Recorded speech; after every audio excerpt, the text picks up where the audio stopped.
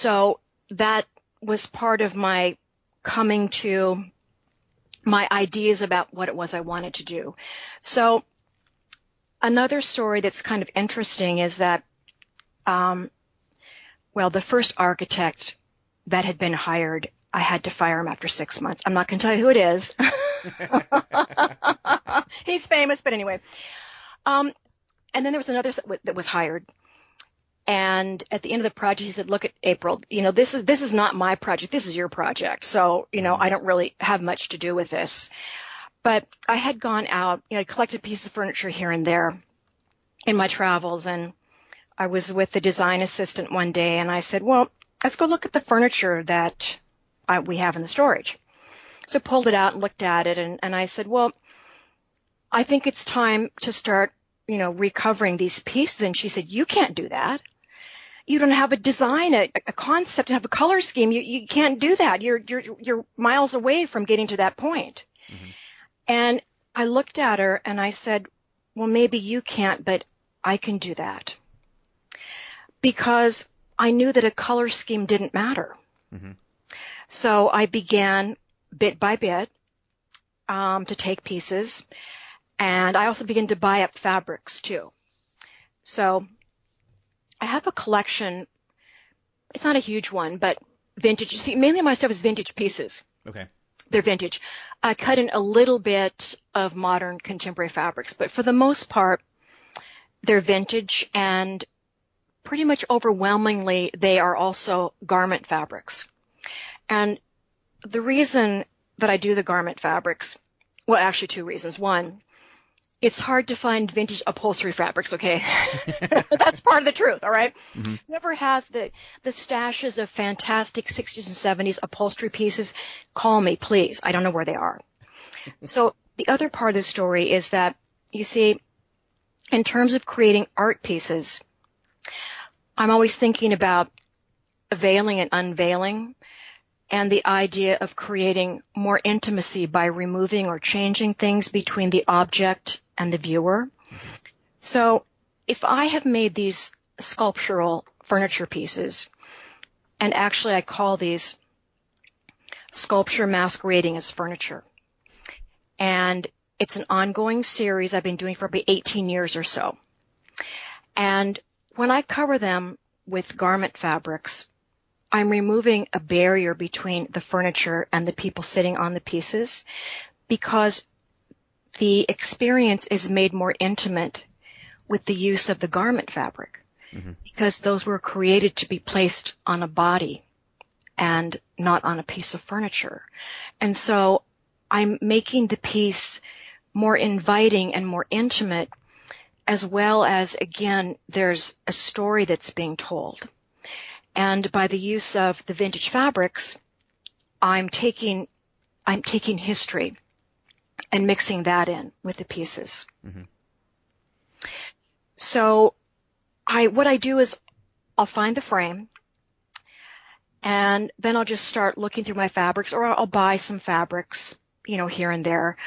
But sometimes I have to buy a piece that's exclusively for a certain thing I'm working on. Other times I can find what I need in my stash of things. Mm-hmm. And sometimes my pieces actually tell a story, and other times they might just be just about the looks of the piece. There's not really a story there. Okay. But I think of my pieces as being a metaphor for life, because we think oftentimes we know everything about a situation, but as an example, these sculpture pieces, I design them so they're done 360. And generally speaking, piece is done just what you see, which is the front of the piece. But I also put trims and different fabrics and patterns on the backs of the pieces too. And so that is a surprise. Mm-hmm. So I feel like a home should be a place that's filled with discovery and surprise. And so I put that into these sculptural furniture pieces too. That's interesting. With each of these furniture pieces, because you mentioned you like to add garment fabrics, Are there particular types of fabrics you see yourself being attracted to more, like silk versus a cotton or a wool? Is there something that has that type of feel that you notice you're into more? I like textured stuff, but it's kind of hard to find textured fabrics. But I will use silks, and I will also use wools too. Mm-hmm. I try and keep like the more delicate fabrics on the side where people aren't abrading the fabrics when they're sitting on them. So I do think about things like that when I'm making my stuff. But it's kind of like I just sort of work intuitively, which is what I've always done. Mm-hmm. And I always try not to match. So if I've matched colors, it's because I made a mistake. Because, see, I do everything backwards.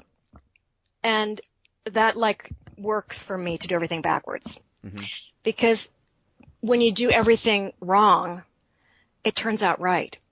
And so that's kind of like my motto or one of my credos or something is to do everything wrong. Like, as an example, that I don't match stuff. And I like to use materials in ways that they're not, they weren't meant to be used that way. Mm-hmm. Because I don't have training in any of this stuff. So I'm free to just do whatever because I'm not constrained by whatever the rules are. Do you feel that does make your art better and more vibrant because of the fact that you don't have, you're more of a self-taught artist and have developed your own artistic style throughout trial and error? Yeah, because, my work is wild and untamed. It is. It's wild. And it doesn't have any boundaries on this planet. Mm-hmm. And, it just comes from this place deep inside me, which is what I had said earlier.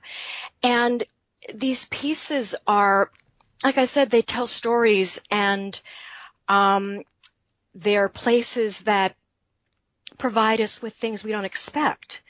Like when I have a piece with a cushion, I always make both sides of the cushion a different fabric.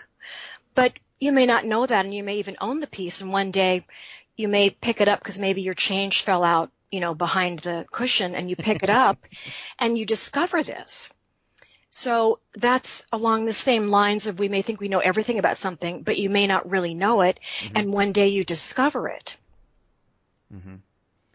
That's amazing. I find that fascinating that you also do the sides that people don't notice so much.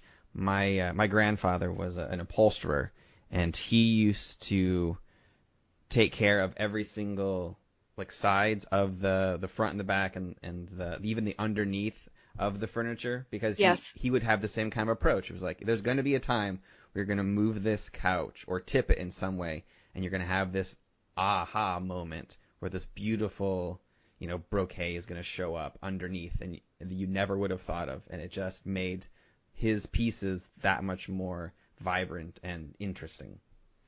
I love that he thought that way too. And you see also, because I come from a sewing background, this idea of garments mm-hmm. and things that people wear, when you're sewing, you always want the inside to be as beautiful as the outside. Mm-hmm. You don't want beautiful outside, then, crappy look on inside. You want everything to be totally gorgeous and flawless. And so that's what I'm always thinking about, is that you want every part of each piece to be beautiful. So also like the undersides of a chair, I'll put a piece of fabric like you're talking about your grandfather, the same kind of thing, so that if you happen to be looking underneath it, or maybe the underneath fabric is the same as the piece that comes over the front, so that you actually see it when you're looking at the chair. But this whole idea of discovery and having things be an adventure and having these stories that flow from room to room and object to object is something that I thought very much about when I was doing this. And it's so interesting to me that I was doing this project, like I said before, for my children, and it's turned into this. I mean, I have a whole life I wouldn't have had if I hadn't done this house. And it's also interesting that the catalyst, the three elements that had to be in place for me to do this, clearly the DIY childhood has a lot to do with it. And I grew up with fabrics. My mom sewed, and I sewed too when I was a kid. And having gone to design school and working with fabrics for a long, long time. So it's the DIY background, and then becoming a mother and doing the same things with my kids that my parents had done with us as kids, and then having the opportunity with the space. So I've been working with like painting boxes and drilling holes and adding beads and different things to these wooden boxes. And so I felt that I went from a bunch of small boxes to a space that had a whole bunch of large boxes. And so that's what it was like for me. I was still doing boxes, but I went from very small to very, very large. So it's interesting because I've used my working with fabrics and also my working with jewelry, and I've incorporated them in different ways in my home, not the ways in which those things are usually, taught, like how to make jewelry and things like that. Like the legs on the table in my kitchen, they're lucite cylinders. They're clear lucite. And I think that one is round, and I think maybe two are round and one is a triangle. But what I did was I drilled holes in it, drilled mad holes, just drilled with my drill. And then I did like I was decorating them and making jewelry that I all hung on the inside of these clear cylinders. So I used my beads, I used plastic pieces, I put pictures of my children inside that are, adhered to the interior surface.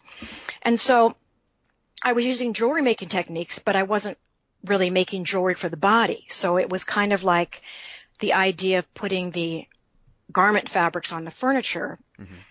I, in a sense, made jewelry pieces for the interior of these legs for my table. And these pieces can stand by themselves as a sculpture. They're beautiful pieces, but they just happen to be table legs. Yeah. So another thing that I did with these legs, thinking of my children, each one of the legs has at least one shelf cut into it, like an enclosed shelf, not a hole into the cylinder, but a shelf. And some have two, because I knew that when children play under the table, they have to have a place to put their little toys they're playing with. And so when the legs first went under the table, immediately my youngest daughter, who's about 3 then, she crawls under the table and starts putting her little toys on the little shelves that she found.